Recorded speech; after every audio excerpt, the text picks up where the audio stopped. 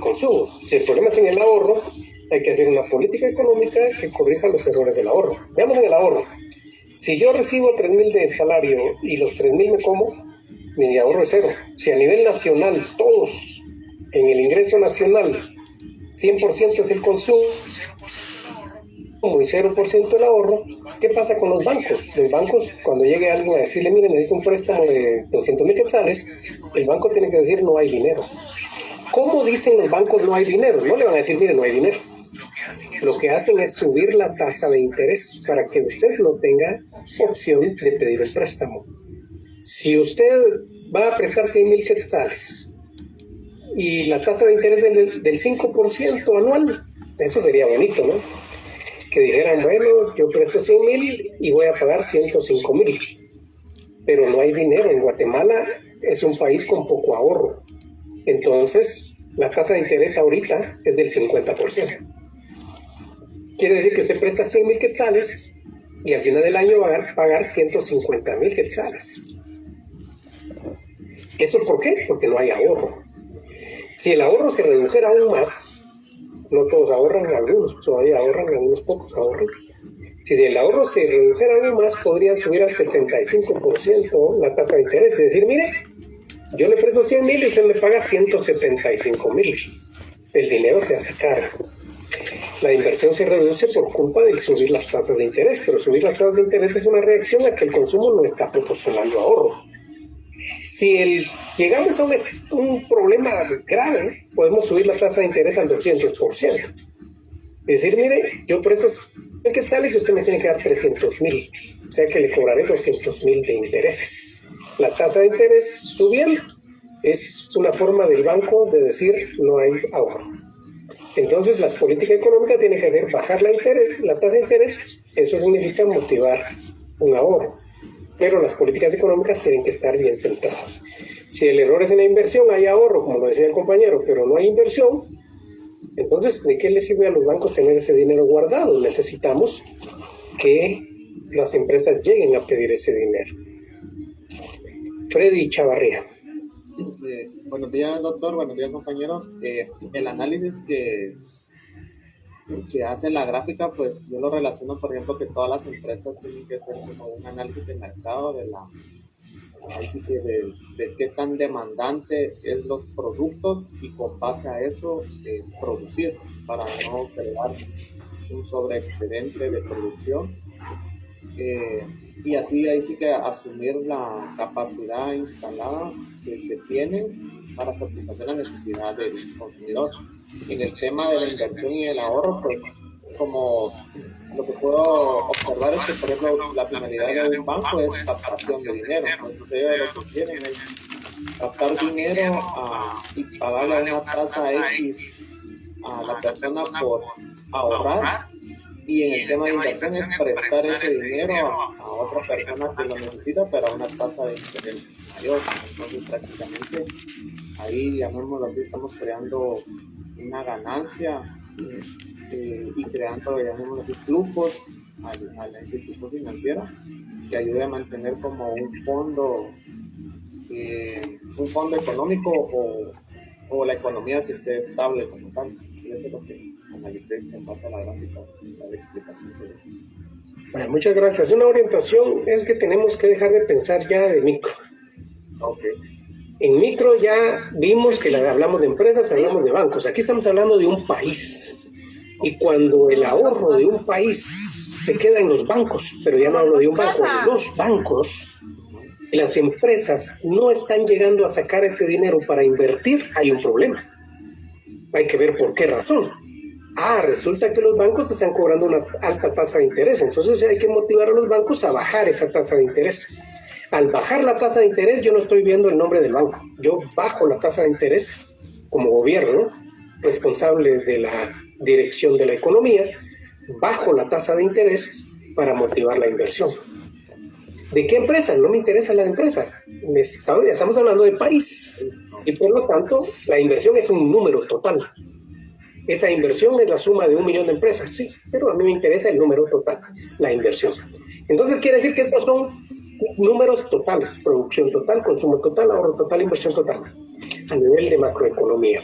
Dora Janet García. Buenos días, doctor. Buenos días, compañeros. Yo la consulta que tengo es ¿qué papel juega la producción que se exporta a otros países en nuestra macroeconomía? Nuestra producción es producción. Quiere decir que si aquí estoy en el mercado interno, la producción de nuestra demanda y oferta nacional es de 500 y yo produzco 600 porque 100 lo voy a exportar. Y ese 100 que voy a exportar será 100 que se van a consumir a nivel internacional. Por lo tanto, al final mi producción y mi consumo se mantienen en equilibrio. Aunque haya 100 de exportación y 100 de consumo en otro país, 100 de importación en otro país de mi producción. Josué Aguilar. Buenos días, Lique. Buenos días, compañeros. Buenos días, tercero básico. Piense que, según yo analizando la gráfica, veo realmente que si uno de estos 4 puntos falla, se pierde totalmente el equilibrio. Al no haber un ahorro, lógicamente no hay inversión. Y si no hay una producción que satisfaga las necesidades de todo un país, va a haber un problema de consumo. Por ende, los precios tienden a subir. Realmente siento que debería, para que esta gráfica se pueda realizar en un país, debería haber una política económica en la cual incentivar a la población a invertir, a ahorrar, para que la inversión pueda subir. Pero el problema, como en países de los nuestros, es de que ha pasado problemas de que la gente ha ahorrado, muchas veces los números desaparecen, entonces se pierde una total desconfianza en el ahorro y por ende afecta la inversión del país a mediano y largo plazo. Ese es el análisis que hago esta gráfica, doctor. Muchas gracias. Aunque sabemos que la política que tiene que orientar o dirigir el sistema económico tiene claros los instrumentos. Aquí en Guatemala está prohibido, es delito, se va con prisión de 5 años, quien haga, ¿qué diría?, pánico, diciendo que los bancos desaparecen, porque los bancos no desaparecen. Y nuestra estabilidad macroeconómica ha sido tal que quebró el Banco del Café, pero nadie perdió su dinero. A todo el mundo le devolvieron su dinero. Yo tenía mi cuenta en Bancafé, hice 3 días de cola, sí, pero me devolvieron más de lo que la ley dice que se debe devolver. O sea, la ley dice, mire, le vamos a devolver hasta 20,000 quetzales. Y yo no tenía 20,000, tenía 28,000. Pero cuando llegué me dijeron, aquí están sus 28,000 quetzales. Y yo salí feliz, dije, creo en el sistema financiero, porque me devolvieron mis 28,000 quetzales, no me quitaron ni un centavo, a pesar de que el banco quebró. Y afortunadamente enfrente del Bancafé había un banco del comercio, y dije, yo no voy a ir con 28,000 quetzales en la camioneta. Me crucé la calle y deposité mi dinero en el Banco del Comercio, que ahí también tenía cuenta. Y a los 8 días quebró el Banco del Comercio. Y tuve que ir a hacer cola otra vez a que me devolvieran mi dinero. Y afortunadamente me devolvieron todo mi dinero. Venga. Eso es un manejo coherente de la política económica. Y los bancos no aparecen y no desaparecen porque existe la superintendencia de bancos, que todos los días los está vigilando, todos los días los está auditando. Los auditores de la Universidad de San Carlos de Guatemala, un papel muy importante ahí, tienen que auditar los bancos y ante cualquier problemita reportarlo a la superintendencia de bancos y decir, mire, ese banco tiene problemas. Lo intervienen y garantizan el ahorro de la población. El problema está por otro lado. Nuestra población no tiene opción de ahorrar, pero eso lo vamos a ir viendo más adelante. Vuelve Hernández. Rafael, disculpe, ¿ya pasó? No, doctor, ahí estamos. Rafael. Muchas gracias. Hace algunos años había muchas maquilas en el país y en algún momento dado, por políticas también de Guatemala, al parecer se fueron para los vecinos, para los países vecinos. Me imagino que ahí, aparte de afectar la producción, afectó en algún momento dado el ahorro, porque en términos de un año me imagino que se fueron varios a los lugares vecinos. ¿Qué pasa, doctor? Por ejemplo, estos 4 factores son muy importantes, pero ¿qué pasa cuando un país depende mucho de donaciones, como los que se han recibido en este año? ¿En qué ha afectado o hacia dónde se dirige, digamos, esas donaciones que se hacen? Si son donaciones en producto a las personas, si son donaciones en dinero, siempre se auditan en la misma forma. Hay un destino para esas donaciones y si no se ejecutan, entonces las leyes establecen sanciones, prisión, multas para los que no lo ejecuten. El tema de donaciones, si no es que cada quien lo pase como los hondureños a la fuerza, sino que sigue los controles de los sistemas económicos, está todo registrado y también se contabiliza y se audita. Wilber Hernández. Su micrófono.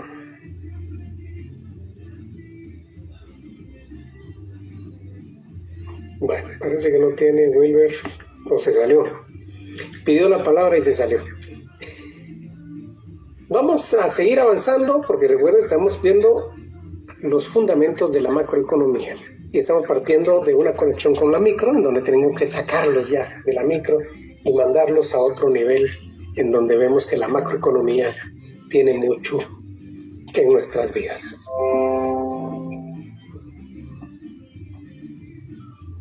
Pero viendo nuestra tarea de esta semana, en donde ustedes hicieron su lunes con la macroeconomía, ¿de verdad tomamos decisiones individuales? ¿Somos nosotros los que tomamos las decisiones de qué hacer con nuestra vida? Si salimos por la mañana a trabajar o salimos en busca de trabajo, en apariencia estamos tomando decisiones individuales. Pero resulta que detrás de nuestras decisiones existen políticas económicas que tienen como fin orientar nuestro comportamiento. Un comportamiento de la PEA, población económicamente activa, si salimos a trabajar. Y un comportamiento de la PEI, población económicamente inactiva, si nos quedamos en un sofá viendo tele.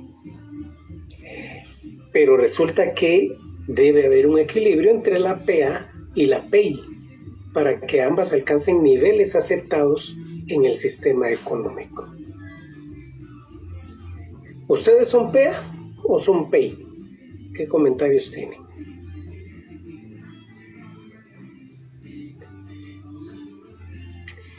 Freddy Chavarría.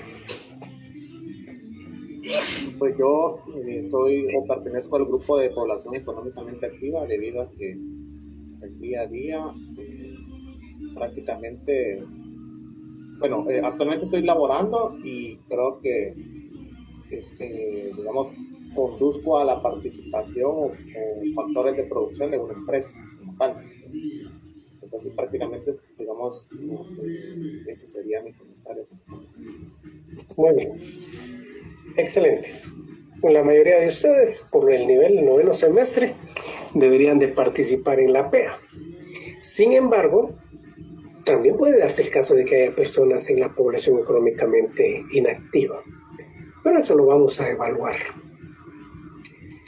Veamos la realidad de nuestro país. Guatemala. Ahorita tenemos certeza, según el Censo Nacional de Población 2018, que en Guatemala habitan 16.346.950 personas. Hay más guatemaltecos, pero muchos no habitan aquí en el país. Entonces, habitantes hay 16.3 millones. De esos, hombres de sexo masculino, hay 8.050.547 y mujeres de sexo femenino hay 8.296.403 mujeres. ¿Qué observamos en esta primera división de la población? Pues tomando en cuenta la economía y que la economía estudia los recursos escasos, vemos ya un pequeño inconveniente. Hay escasez de hombres.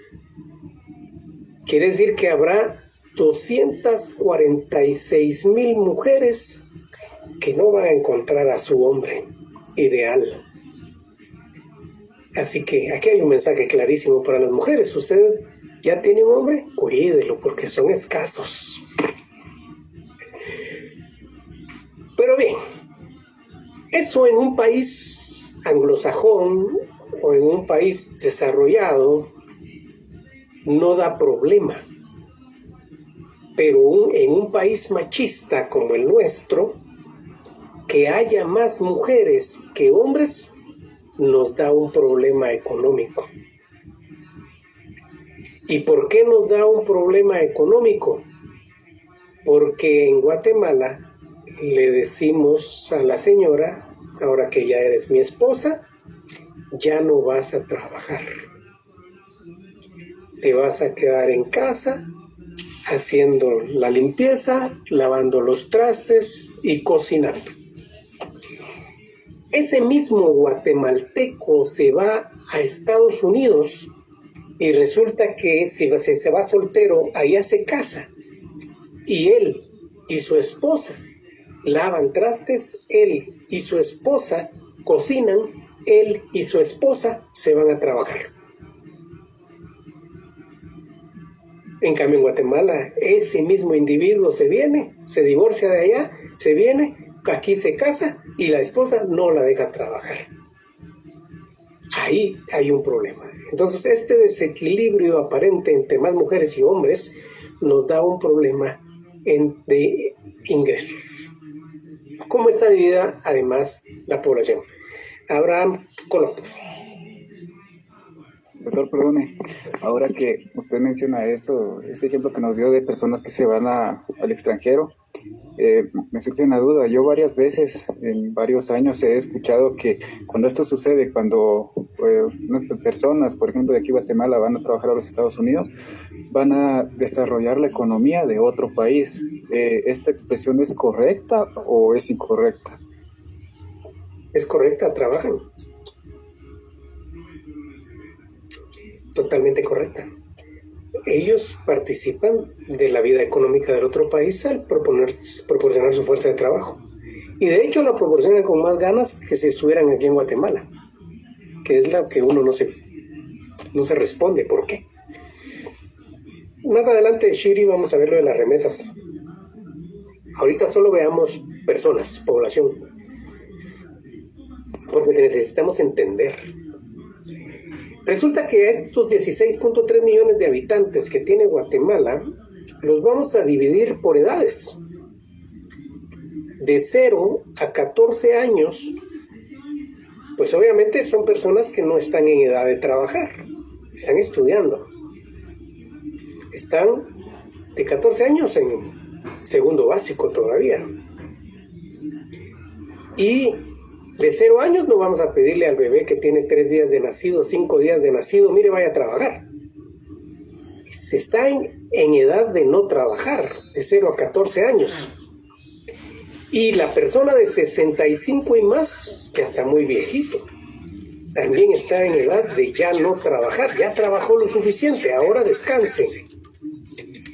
Quiere decir que eso nos deja a la población de 15 años a 64 años como la población en edad de trabajar, o lo que abreviamos PET. La población en edad de trabajar de 15 a 64 es el 61% de nuestra población. Eso es bonito, porque no todos los países están así. Resulta que en otros países el 61% tiene 65 y más años de edad y dependen de un 34% PET, población en edad de trabajar, con un 5% de 0 a 14 años. Pero Guatemala, afortunadamente, y no será así todo el tiempo, solo vamos a tener 15 años de plazo, en donde tenemos más población en edad de trabajar que población en edad de no trabajar. Quiere decir que esto es la PEA tiene que estar aquí y la PEI tiene que estar aquí.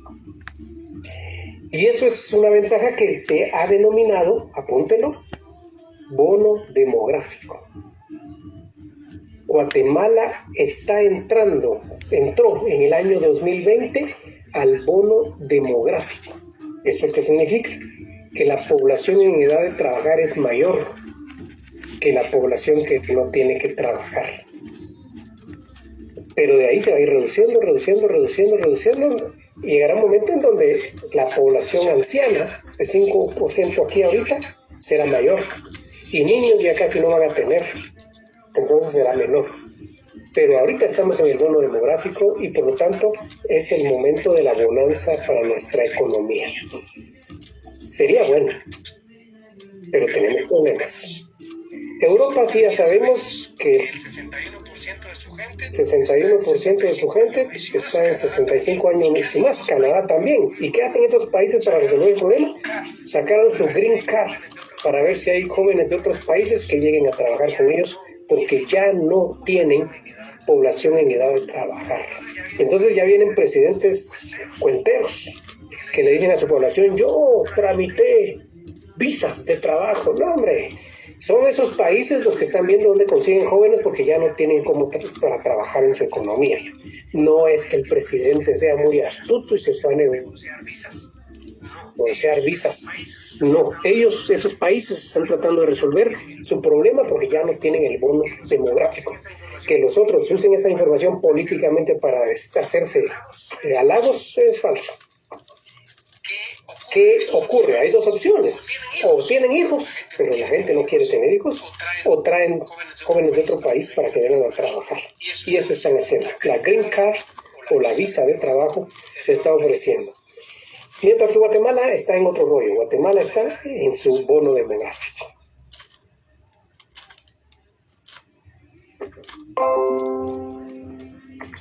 Pero cuando evaluamos las condiciones económicas de nuestra población, allí empiezan los peros.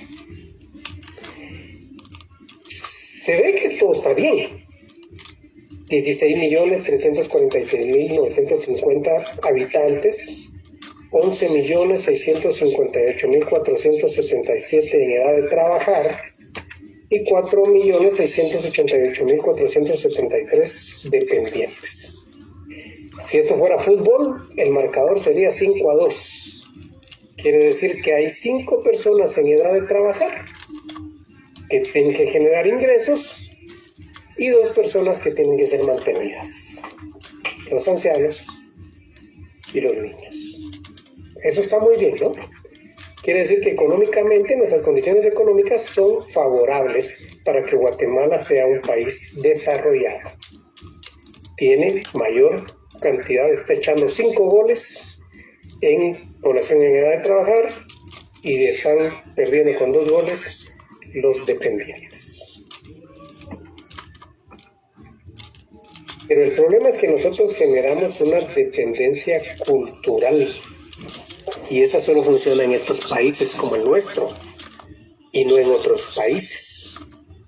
Aquí decíamos que de la población en edad de trabajar, 11.658.477, resulta que los que buscan trabajo solo son 7.021.690. ¿Y qué pasó con los otros? Pues son las esposas, que se les dijo: dedíquese a los quehaceres de la casa, que para eso tiene un hombre que la mantiene.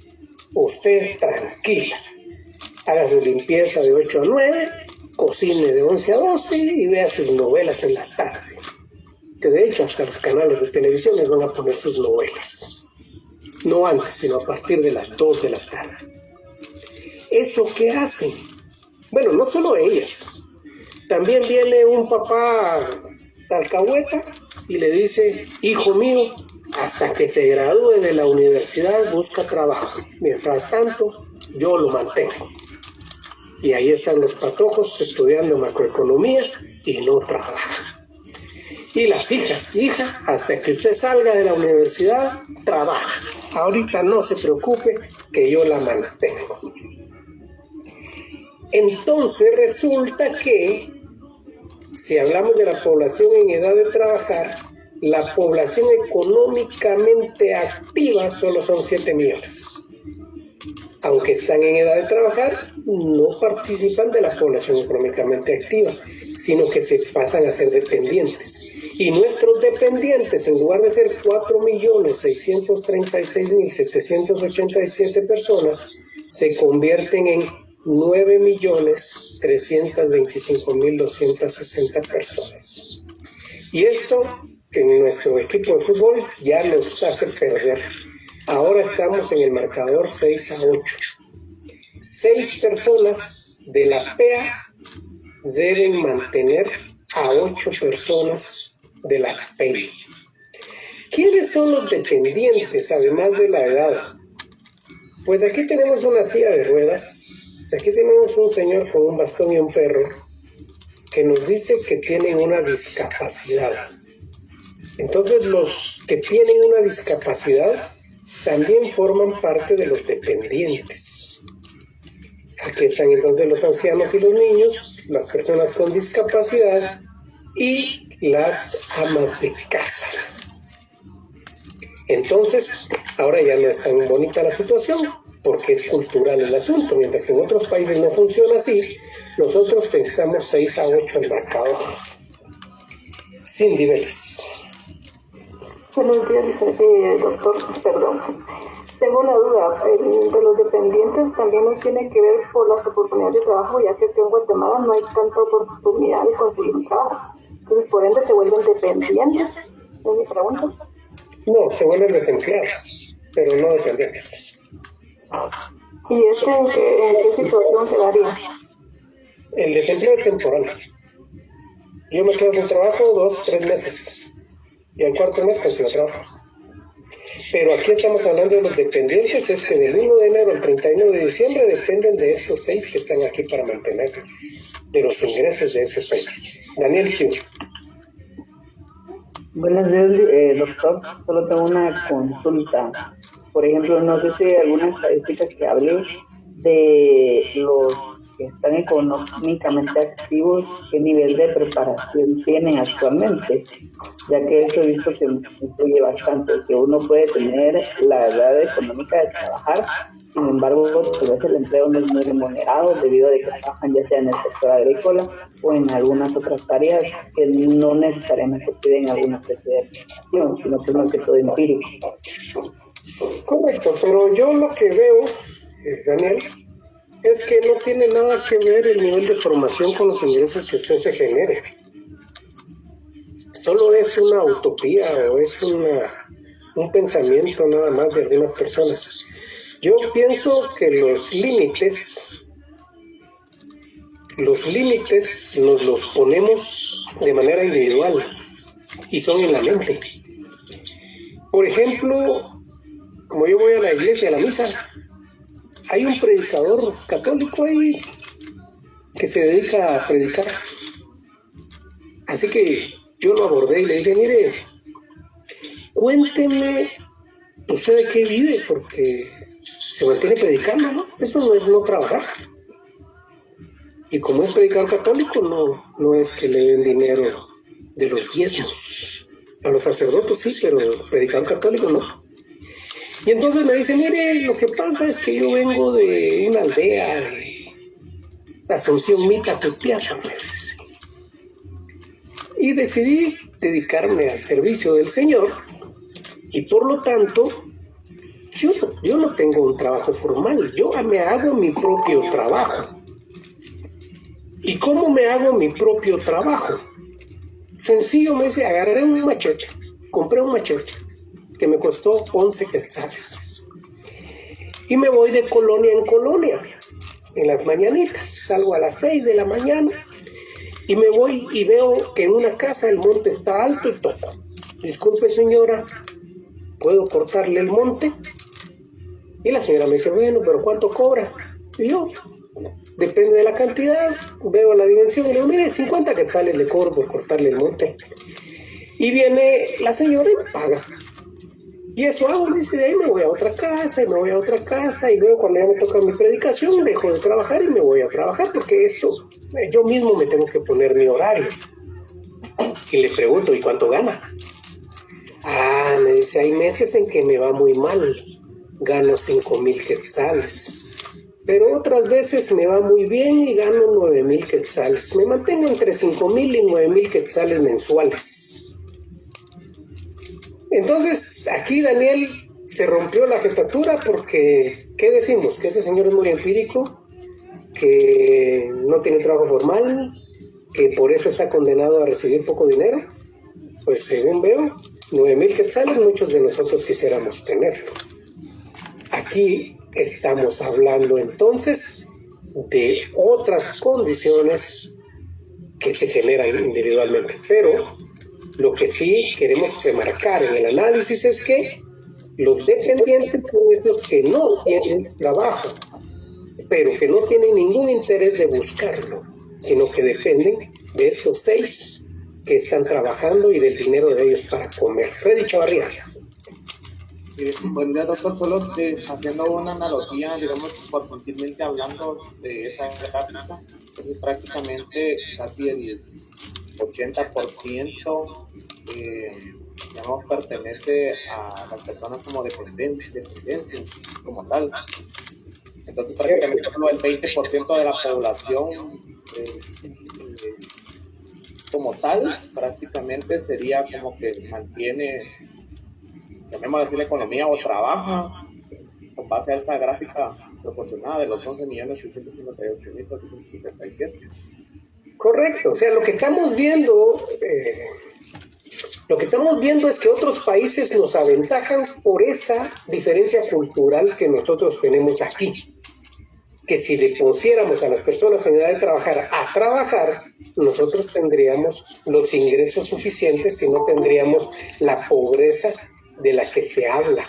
Porque tenemos una pobreza, y cómo no va a haber pobreza si 6 personas tienen que mantener a 8. Y ahora veamos que no es por falta de trabajo. Resulta que de estas 8 personas, estar en silla de ruedas no significa que yo no pueda trabajar.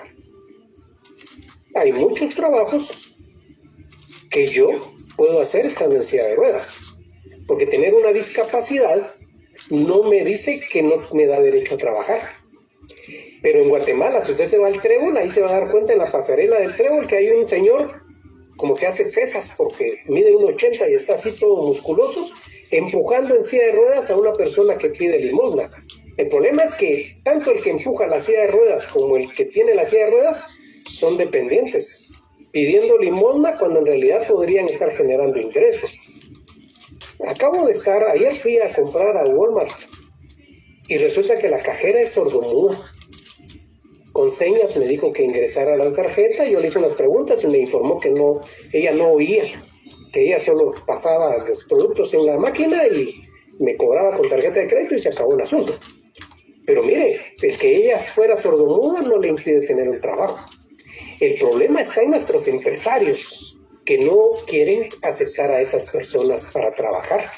Sí, y las personas que no quieren trabajar, por supuesto, que es mucho más fácil poner la mano a que alguien me mantenga a buscar un trabajo. Aquí el problema es cultural, entonces, no es de capacidades.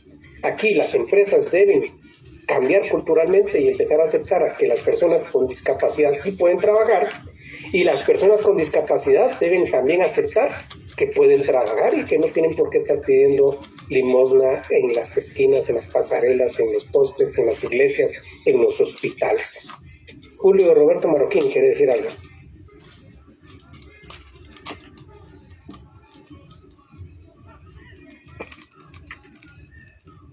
Ya no. Lo que queremos entonces hablar al respecto es que no podemos, como macroeconomía, aceptar las mentiritas que hacen los políticos en donde dicen, mire, voy a hacer una miferia de empleo y voy a dar 100 trabajos. Discúlpeme, señor, son 1.667.389 personas con discapacidad en Guatemala que en este momento son dependientes, según el Censo Nacional de Población. Si usted no me genera 1.667.389 puestos de trabajo, no venga a decirme mentiras que va a poner 100 plazas y que va a ser una feria de empleo y que 1.000 trabajadores va a dar. Es que 1.000 trabajos ni cosquillas le hacen a la cantidad de personas que tengo que sacar de ser dependientes. Iris Estrada.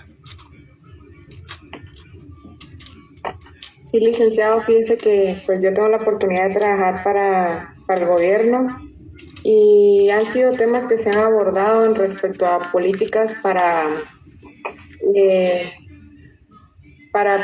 ese tipo de personas discapacitadas, para reincorporarlos a la sociedad, hacer toda esta situación, porque yo trabajo para el Ministerio de Comunicaciones, que se ha visto bastante últimamente en las noticias enfocado en cosas de corrupción, pero se abordó una política de reinserción a todo este tipo de personas que dejan de ser personas, como dice usted, personas activas económicamente, y por lo menos en lugares se crearon rampas en algunos edificios porque la mayoría son con problemas de silla de ruedas, y normalmente los dejan en recepción, y le puedo decir que son personas que tienen un don de servicio al cliente, que tal vez hay personas que están en sus enteras capacidades que no tienen ni forma para recibir a la gente ni dar información, personas muy amables que yo he conocido en el ámbito laboral que tienen ese don, y no por el hecho de la discapacidad que presentan, ¿verdad?, sino por el hecho de que siento que tienen otras facultades bien importantes que no se pueden marcar solo en una empresa pública, sino en empresas privadas, donde son personas que sí aportan, donde son personas que pueden pasar ya a ser parte de las personas activamente económicas, ya que sabemos que la mayoría de los que ahí sí que mantienen al país somos los trabajadores de nivel medio, ya que pues la mayoría de empresas de mayor rango, podemos decir económico, son los primeros en evadir impuestos, en no corresponder exactamente como deberían de hacerlo para pagar sus impuestos para la inversión en Guatemala, y eso siempre va a haber como que cierto desbalance económico en el país. Pero en mi opinión sí deberían de crear más que todo una política muy, muy estratégica para reincorporar a todas estas personas, porque le puedo decir que a través de los procesos que han tenido, ellos sí quieren sentirse útiles, ellos sí quieren ser parte de las personas que aportan algo para el país, para poder también al mismo tiempo apoyar a sus familias y que no se sientan como la gente siempre los hace sentir, que son una carga en la sociedad y en la familia. Entonces creo que Guatemala se ha ido, como dice usted, no se trata de que creen 100 empleos cuando la necesidad es mucho, mucho mayor. Es de que todas las empresas, tanto el gobierno, tomen conciencia para todo este tipo de personas, porque lastimosamente hoy estamos aquí enteras con todas nuestras capacidades, todos los compañeros, pero no estamos exentos de sufrir un accidente y de poder tener alguna lesión y después ser parte de ese grupo de personas y entonces decir, ahora sí yo entiendo, ¿verdad? Sino simplemente apoyar, pero si hace falta interés, principalmente del gobierno, del Estado, de la legislatura, para que tomen en cuenta ese tipo de personas. No se trata solo de agarrar una minoría, sino realmente incluirlos en una política estratégica, que son unos buenos aliados para fomentar nuestra economía como Guatemala, que sí son personas que quieren trabajar únicamente. Ok, muchas gracias. Lo que quiero es que nos salgamos de la microeconomía, porque hasta los que hacen política económica en Guatemala por ignorancia, porque tienen que saber macroeconomía para estar allí. Sí, recuerdo que ustedes saben quién tiene que hacer política económica, ¿verdad? Y quien tiene que hacer política económica tiene que dejar de decir ofrezco 1,000 empleos, voy a crear 50,000 empleos. Eso no es ni cosquillas le hace. tenemos que pensar en forma macroeconómica. O da empleo a 1.667.389 personas, o no me venga a decir cuentitos, porque son dulces paletas que no sacan de la necesidad a la población guatemalteca. No estamos hablando de crear 100 puestos de trabajo, no estamos hablando de crear 1.000, no estamos hablando de que sea una institución la que contrate a 3 discapacitados. No. Las personas con discapacidad deben ser como persona normal, libre de llegar a cualquier lugar y buscar empleo. Y no significa que tengamos que transformar el país para que puedan estar. Como el año pasado, que en Macro había un compañero de ustedes con silla de ruedas. Y entonces empezaron las ideas. Sí, que hay que poner un ascensor en el edificio. No, es que las gradas también hay que partirlas a la mitad y poner dónde va a subir. No, hombre, más fácil. Bajamos Macro al primer salón, al 101, y ahí recibimos Macro, y el señor de la silla de ruedas tranquilamente recibió el curso. No se trataba de hacer grandes inversiones, sino sencillamente de aceptarlo. Pero no, es que primero, antes de darle trabajo a las personas con discapacidad, tenemos que convertir todas las banquetas del país y necesitamos miles de millones de quetzales. No, señor. Ahí estamos pensando microeconómicamente. Pensemos en macro. Estas personas son personas normales. Y cuando las empecemos a aceptar como personas normales, empezaremos a darle los trabajos que se necesitan. Y, por supuesto, si le damos trabajo en recepción, la recepción está en el primer nivel. Bueno, empecemos dándoles el trabajo de acuerdo a sus capacidades. Su discapacidad queda bien definida y decimos de que puede trabajar. Pero no pushitos. No como Ministerio de Desarrollo, que hoy di 600,000 desayunos. Sí, señor, pero 600,000 desayunos no sirvió de nada si al otro día tienen hambre otra vez. Esas son políticas tontas que no solucionan los desequilibrios macroeconómicos que está planteando el país. Pero ese es por un lado. Por otro lado, vamos a ver si tenemos alguna opinión antes de avanzar. Maritza García, ¿ya habló? No, doctor. Bueno, yo tenía más que todo una duda, que era la cuestión esta, que acá en Guatemala hay personas que tienen muchos hijos. Entonces, en tal caso, digamos que los dos padres fueran económicamente activos, y hay veces que tienen 6, 7 hijos, y esos niños están en el grupo de los dependientes. Y no solo es un caso, o sea, en el interior del país vemos muchísimos casos así. Incluso hay padres que ni siquiera trabajan, pues por lo mismo de lo del machismo, la mamá se queda en casa y el padre pues sale a trabajar, pero no genera los suficientes recursos como para mantener a esos niños y a la señora que se queda en casa. Pero le cuento que no es cierto. Aquí está, mire, de 0 a 14 años solo tenemos el 34%. O sea que los niños no tienen que trabajar, 34%. Para cuidarlo hay un trabajo de cuidar niños, se llaman niñeras. Y eso significa que se pueden contratar niñeras para cuidar a los niños. O sea, que haya muchos niños no hay problema. Pero en realidad no hay muchos niños. Antes sí. Guatemala tenía el 61% de niños y el 34% de población en edad de trabajar. Pero ahora que tenemos el bono demográfico, el Censo Nacional de Población nos dice que los niños son bien poquitos para la cantidad de personas que tienen que trabajar. Por lo tanto, el tema no está, y ahí eso me da pie a dar el siguiente punto. Hay un trabajo que ya está dado. Recuerde, lo que hace el esposo y la esposa de cocinar los dos, de lavar los dos, de barrer los dos, esos son quehaceres domésticos, y por supuesto que los dos los pueden hacer. Si lo hacen en Estados Unidos, lo pueden hacer aquí en Guatemala. Pero cuidar niños, existe un empleo para eso, se llama niñera. Y si se deja a la señora para cuidar a los niños, entonces hay que pagarle un salario. Hay en Guatemala 2.844.437 mujeres en empleo no remunerado. cuidando niños, y eso se llama, según la Organización Internacional del Trabajo, economía del cuidado. Y a esas mujeres lo único que tienen ya no es que darles empleo, ya lo tienen. Lo que tienen que darles es el salario que les corresponde, porque ellos tienen necesidad de la autonomía económica. ¿Cómo funciona esto?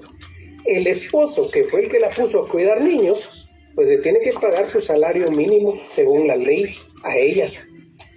Si no le alcanza a él lo que gana, pues entonces tendrá que buscar otro trabajo. O le tengo otra propuesta: contraten una niñera y que él y la esposa se vayan a trabajar, y con el salario de los dos le pagan a la niñera.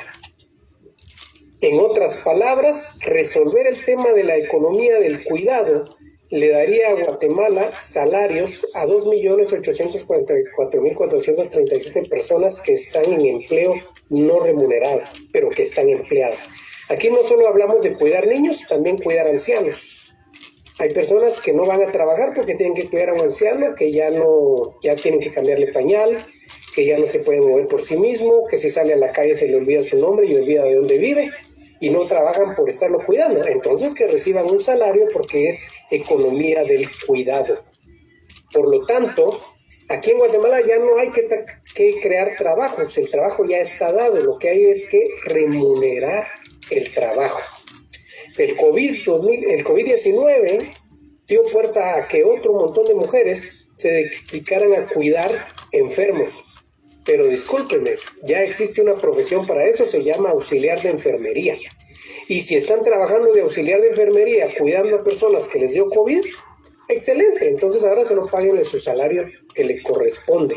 Lo único que hay que hacer en Guatemala no es crear más empleos, sino remunerar con la justa dimensión, según la ley. Ya no hay que crear leyes, les corresponde el salario mínimo, entonces páguenle el salario mínimo a estas personas. Y trate a las otras para que puedan conseguir trabajo como personas normales que solo tienen una discapacidad o dos discapacidades y pueden trabajar normalmente. Rafael Itzol. Muchas gracias, doctor. Esto siempre a la discapacidad. Uno, en Guatemala es la parte cultural. Lo otro es que, pues también, en verdad, que existan políticas, en caso de propuestas de ley que incluyan a los discapacitados, es lo que quizás haga falta también. Y las empresas incluirlas. En México, en los aeropuertos, o principalmente en el aeropuerto de México, existe una buena cantidad de personas discapacitadas orientando a los que llegan en dicho lugar.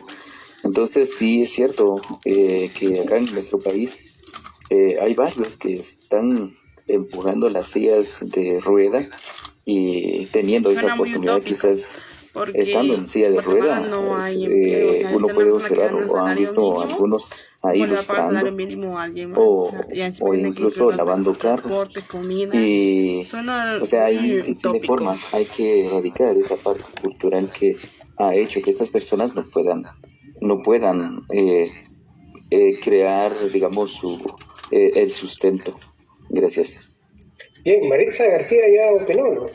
En mi opinión suena muy utópico. Ya, licenciado, perdón, doctor. Ok, gracias. Entonces, ahí estamos hablando de cosas que hay que corregir, porque ese marcador 6.8 no nos conviene. Y aquí no hay que crear el empleo. Ahí da risa cuando alguien viene y dice, vamos a reactivar la economía en el 2021 y vamos a crear 100,000 empleos. Disculpe, hay 2.844.437 empleos ya dados que solo tienen que remunerarse. Si eso se remunera, nos baja la cantidad de dependientes y se reduce la pobreza del país a nivel macroeconómico. Veamos cuáles son las limitantes que tiene nuestra población económicamente activa. Ahora estudiemos a esos 6. Resulta que, para recordar un poquito, de estos 11 millones, solo 7 millones son de la PEA, población económicamente activa. Entonces, si vemos esta PEA, 7.021.690, nos encontramos con el problema de que solo 6.778.036 están trabajando, población ocupada. ¿Qué pasó? Que eso se redujo porque hay 243.654 desempleados. Y eso se provocó por el COVID-19. 243.654 en desempleo. ¿Ok? Eso no me preocupa. El desempleo es temporal. Las personas pueden conseguir empleo. Pero lo que me preocupa es que de los 6.778.036 personas que están ocupadas, o sea, que están trabajando, solo 5.883.411 personas reciben ingresos.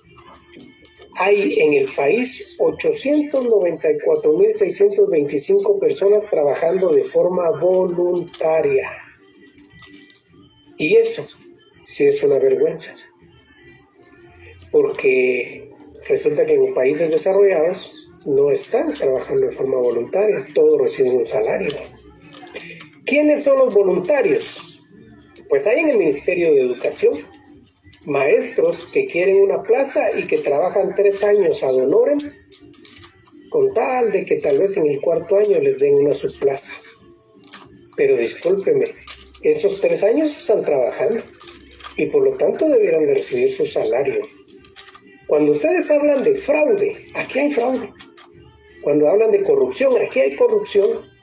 Hay una persona que está trabajando y según la ley está obligada a recibir por lo menos el salario mínimo, y hay una persona que está aceptando que no le paguen el salario mínimo, que no le paguen ni un centavo. Entonces, ¿qué es corrupción? Corrupción es pagar menos de lo que se tiene que pagar o no pagar. Y el corrupto es tanto el que, vamos a verlo, por ejemplo, usted va en el periférico a 100 kilómetros por hora y lo detiene una patrulla. Le dice, mire, exceso de velocidad. Ahí están las dos personas, el patrullero que le dice que tiene exceso de velocidad y el conductor que va a exceso de velocidad. La ley dice que la multa es de 525 quetzales. El conductor le dice, mire, yo no quiero pagar 525, acépteme 100. Y el patrullero lo acepta. ¿Qué es ahí? ¿Cuál es el asunto ahí de la corrupción? Es pagar menos. Y resulta que es corrupto el que quiere pagarle 100 al patrullero en lugar de los 525, y es corrupto el patrullero que acepta que le paguen 100 en lugar de los 525 y ponerle su remisión que vaya al banco a pagar los 525 de multa. Igual en el trabajo voluntariado está la corrupción. Hay un trabajador que acepta que no le paguen el salario mínimo y hay una empresa que acepta contratarlo y que trabaje para él sin pagarle el salario mínimo. Ahí también hay corrupción. Por lo tanto, tenemos como macroeconomía que quitar este tema de trabajo voluntario. Hay voluntarios en el Ministerio de Salud, hay voluntarios en el Ministerio de Educación, hay voluntarios en el Ministerio de Ambiente, los biólogos que se van a estudiar en el mar, culturas marinas y sin recibir ningún salario, de voluntarios. Hay voluntarios en la Universidad de San Carlos de Guatemala los domingos en los cursos que quieren ser auxiliares y con tal de que les den un subtrabajo más adelante, aceptan trabajar unos 2 años voluntariamente como auxiliares de curso. Todo eso resulta que no está permitido en el sistema económico porque ¿quién va a mantener a esas 894.625 personas mientras están trabajando de gratis?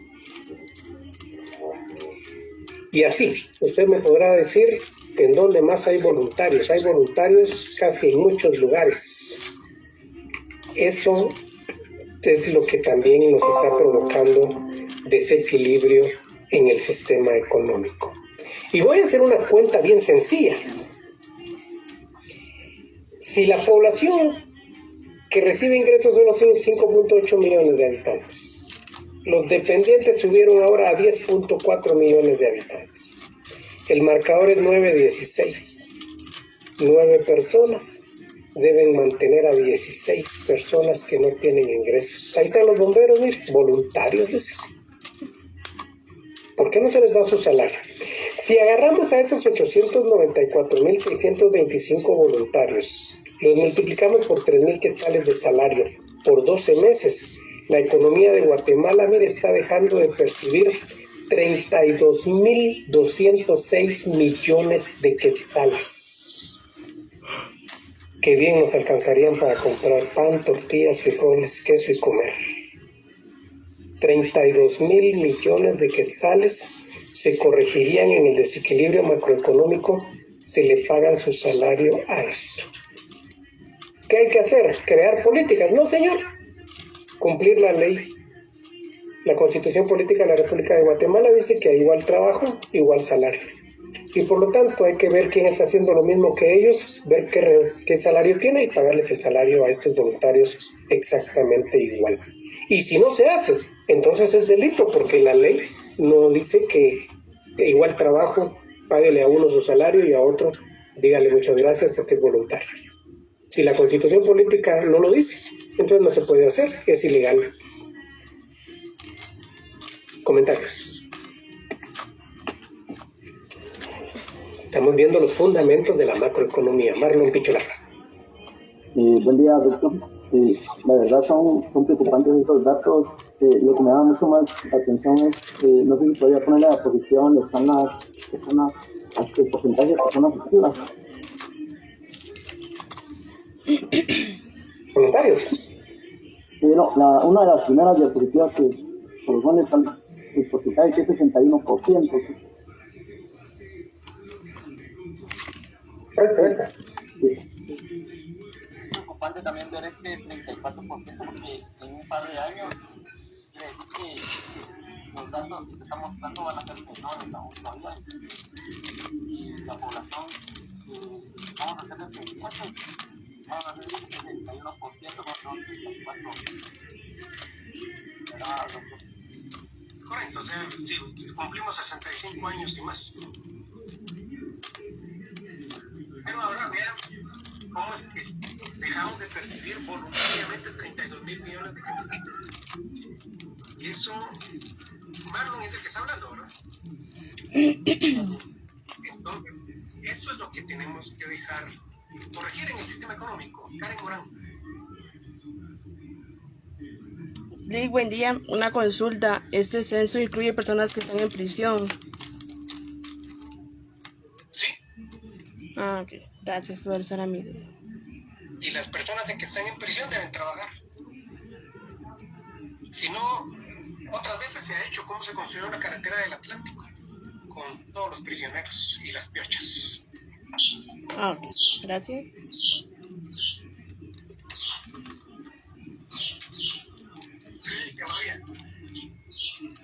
Bueno, yo solo tengo, cuando estaba haciendo una analogía, entonces, por ejemplo, el tema de voluntariado, las empresas, llamar así, está dejando de pagar, llamémoslo así, a los empleados o a esos 894.725 salario. Prácticamente, si lo quieras, se está ahorrando las empresas de Guatemala, es 32.000 millones de están ahorrando. Prácticamente hay lo que se dice corrupción y fraude, porque realmente están trabajando, o sea, eso de que aparentemente está toda voluntaria, de que pidiendo fuerza de trabajo, están aportando a la producción, como se dice, en las empresas. Correcto, Freddy, solo que no es fraude. Fraude es cuando se engaña a una persona y ahí los dos están de acuerdo, entonces se llama corrupción. Cuando los dos están de acuerdo es corrupción. Cuando uno de los dos es engañado, es fraude. Entonces hay corrupción, sí, correcto. Las empresas, miren, tienen 32.000 millones que se están embolsando por no pagar. ¿Qué empresas? Pues del sector público y del sector privado. ¿Qué hay que hacer? Cumplir la ley, pagarles un salario. Héctor de la Cruz. Sí, doctor, buenos días, compañeros. Precisamente eso era lo que yo le iba a consultar. O sea, esos 32.206 millones, ¿quién los paga o quién los va a querer pagar? ¿De qué forma? Esa era mi duda. Las empresas, porque esas personas están trabajando. Por ejemplo, si son bomberos municipales, ¿quién debe pagar el salario de los bomberos municipales? La municipalidad. Si son maestros de educación primaria que están 3 años ad honorem dando clases en un salón, ¿quién tiene que pagar? El Ministerio de Educación. Si son auxiliares de enfermería que están en el pueblo ayudando en un puesto de salud, ¿quién tiene que pagarlo? El Ministerio de Salud. Si son, etcétera. O sea, cada quien está trabajando voluntariamente para una empresa. Entonces, ¿quién tiene que pagar el salario? La empresa, para la que esta persona, la que aceptó que la persona trabajara voluntariamente. Ahorita, aquí hay un auxiliar, bueno, yo no tengo, ni he tenido, pero hay un auxiliar de clase con ustedes. ¿Quién le tiene que pagar? Universidad. La Universidad de San Carlos, que le permitió dar clases ad honorem. O sea, que ahí es sencillo. La macroeconomía, como no está viendo a nivel microeconómico, sino a nivel macroeconómico, está diciendo, estas personas trabajan, esas personas tienen derecho a un salario. ¿Qué dice la Constitución? Que tienen derecho a un salario. Ah, bueno, entonces les corresponde un salario. No se les está pagando, págueselo. Y con eso resolvemos el desequilibrio. Ahora veamos solo esos 5.8 millones que sí reciben ingresos. Resulta que de esos 5.8 millones que sí reciben ingresos, hay un porcentaje que está en informalidad, que es mayoritario, ya vio, 3 millones. Estar en la informalidad no es malo, ni es desventaja tampoco. Ya le dije, este predicador católico corta monte, se gana sus 9,000 quetzales y eso es informalidad.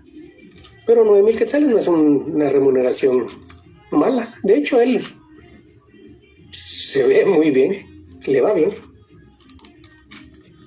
Poner una canasta y vender chucos no está mal. Vender hamburguesas no está mal. Vender tamales no está mal. Vender tortillas. O sea, la informalidad no es algo malo. Lo único es que no tiene opciones a ventajas que sí tuviera en la formalidad. De estos 5.8 millones, 2.9 millones sí reciben un salario. Los asalariados son 2.9 millones de personas. El problema es que de esos 2.9 millones de personas asalariadas, solo 1.3 millones reciben un salario con prestaciones. Ahí hay otro delito. Porque la ley dice que ahí está el Código de Trabajo, el asalariado debe recibir sus prestaciones. ¿Cómo es posible que las empresas no le paguen prestaciones a todos sus asalariados? Hay un incumplimiento de la ley. ¿Que hay que crear políticas? No, hay que hacer cumplir la ley. Así de sencillo, ya está la ley. ¿Por qué nos complicamos? Entonces, solo 1.3 millones de personas reciben prestaciones. ¿Y sabe qué significa eso que reciben prestaciones? Significa que tienen derecho a una jubilación. Por eso lo puse verde. Tienen derecho a una jubilación, quiere decir que cuando cumplan 65 años pueden irse a su casa a no trabajar y sin embargo seguir recibiendo su salario. Pero debieran estos 2.9 millones de personas, no solo este 1.3. ¿Qué pasó con nosotros? Pues nosotros no les están pagando prestaciones y por lo tanto es ilegal también lo que está ocurriendo. ¿Y qué hace falta? Que el Ministerio de Trabajo haga su trabajo, que sancione a las empresas por estar en la ilegalidad. Ahora bien, resulta que de ese 2.9 millones de personas que son asalariados, 1.2 millones recibe el salario mínimo. De este 1.3 millones que están con prestaciones, 1.2 millones reciben el salario mínimo, que es 2.831 quetzales con 77 centavos. Ahí tenemos un problema. Pero antes de avanzar, quiero escuchar a Daniel. Sí. Doctor, disculpe nuevamente con una consulta. Con esas personas que no reciben las prestaciones, ¿cómo es de que podrían aplicarles la ley si en dado caso las empresas los contratan pero por el método de facturación? Porque yo he visto que hay muchas empresas que por eso es de que el salario es facturado, para que ellos puedan venir y ahorrarse el poder incluirlos a una planilla. Le cuento, el 100% de las demandas que los trabajadores han llevado a los tribunales porque se les contrató por factura, las han perdido las empresas y han tenido que pagarle todas sus prestaciones a los trabajadores. O sea que la ley está a favor del trabajador.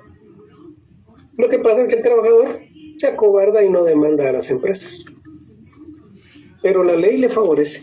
El 100% de las demandas que se han planteado contra las empresas que han contratado a los trabajadores por factura han perdido y han tenido que pagarle sus prestaciones laborales. Así que posibilidades de perder una demanda, cero. ¿Qué tiene que hacer usted? Trabajar con factura, renunciar e ir a demandar a la empresa para que le pague sus prestaciones. Y después de que todas las empresas sean demandadas y estén obligadas, van a dejar de contratar por factura y van a cumplir la ley, porque son asalariados. Esta es una forma de evadir la figura salarial, pero la ley no les apoya. Tarda 3 o 4 años.